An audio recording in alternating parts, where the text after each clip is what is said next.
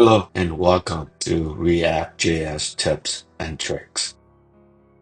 In this video, we are going to explore React.js use hook that brings server-side capability to the client side, simplifying how we handle asynchronous operations in components. The use hook can be used with asynchronous functions, allowing components to directly await promises. This is particularly useful in React Server component and future enhancement of React. For an example, here we have an async function fetch data, calling an API, await for response. Inside the React component, we apply use hook to call fetch data. The React use hook that allows you to directly involve promises in the component body.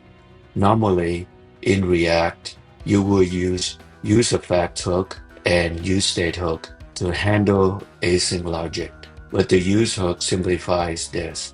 The use hook is directly called the fetch data function, and since fetch data return promise, the use hook automatically waits for the promise to resolve and assigns the return data to data. Here is another tip. Combining multiple async operations. The use hook can be particularly powerful when dealing with multiple asynchronous operations in a component. It allows you to await several promises simultaneously, streamlining your code and reducing boilerplate. Here is an example of combining multiple async operations using the React use hook. I have two async functions.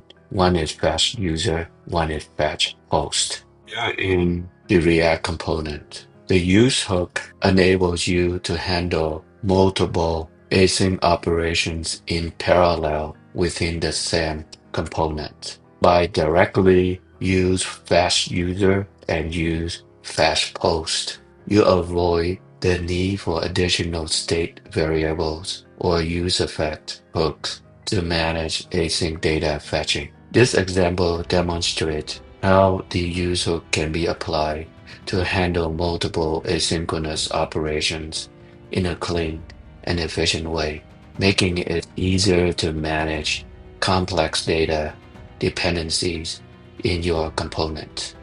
While the use hook simplifies asynchronous operations, it's essential to handle potential errors gracefully. By combining the use hook with React's expanse and error boundary, you can create a robust solution for managing async data and errors. Here is an example how to handle errors and provide a fallback UI when using the use hook, ensuring that your components remain user-friendly and resilient in the face of asynchronous challenges. Here in this example, we have the async function. It will throw errors when operations fail, and we have a React component that uses the use hook to fetch data.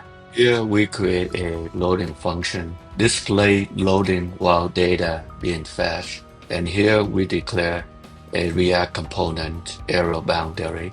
Here in this example, the use hook in data component can throw errors if the async operations fail, which can be caught by an error boundary. Using Sixpence, you can display a loading state while data being fetched, improving user experience. This pattern ensures that your application remains stable and provides meaningful feedback to user even if something goes wrong. Please press like, subscribe, and make comment. Thank you and appreciate for your time.